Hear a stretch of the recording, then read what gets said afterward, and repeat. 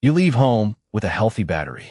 An hour later, you have barely touched your phone, but the percentage has dropped far faster than usual. Look at the top corner.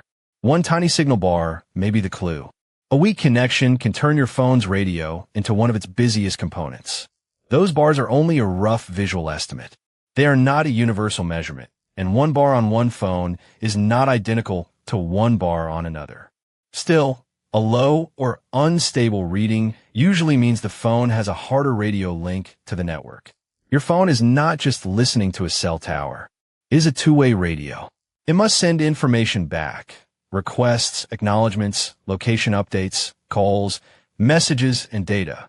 When conditions are good, that conversation can happen efficiently. When walls, distance, or interference weaken the path, the work increases. Cellular networks continuously manage the phone's transmit power.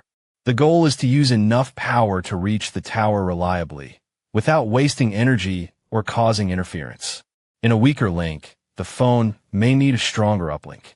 It does not simply blast at maximum power all day, but the average radio cost can rise. Transmit power is only the first hidden cost. Weak connections also lose packets. The phone and network may need to retry parts of a transfer, so the radio stays active longer to move the same photo, web page, or video segment. That extra active time can matter as much as the signal indicator itself. Then comes searching. In a lift, a basement, or a building with patchy coverage, your phone may scan for a usable cell, reconnect, or move between network layers. Each handoff is normal, but repeated searching and switching adds background work even while the screen is off. Movement makes this easy to notice. On a train or in a car, the phone must keep changing cells. Tunnels and rural gaps can turn a stable connection into a cycle of signal, loss, search, and reconnection. That is why travel days can produce surprisingly poor battery life. Heavy data makes the problem more visible. Streaming video, uploading photos, navigation, and video calls keep the radio busy.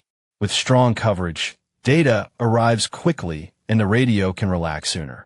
With weak coverage, the same task may take longer and require retries, raising energy use and sometimes heat. This does not mean that 5G is always worse than 4G. A strong, well-managed 5G connection can be efficient.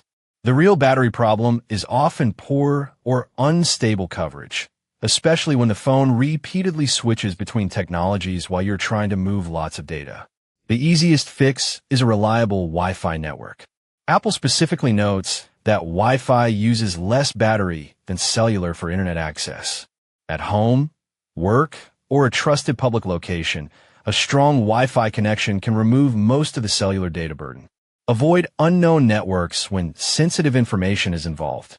Before a journey, download maps, music, podcasts, and videos while you have Wi-Fi. That gives the radio less work in weak areas. If your carrier supports Wi-Fi calling, it can also help you stay reachable in buildings where Wi-Fi is strong, but cellular coverage is poor. If you know there will be no coverage for a long period, airplane mode can stop repeated cellular searching and save battery. Use it deliberately. Calls, texts, and mobile data will be unavailable until you reconnect, although Wi-Fi can usually be turned back on separately when allowed. To confirm the cause, check the battery screen after a bad day. On iPhone, look for no mobile coverage and low signal.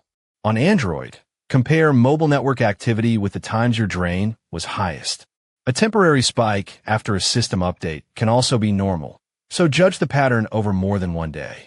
The simple rule is this: the fewer bars you have, the less work you should ask the cellular radio to do.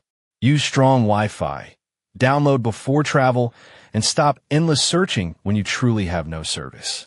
If this explanation helped, subscribe for more clear answers about the technology you use every day.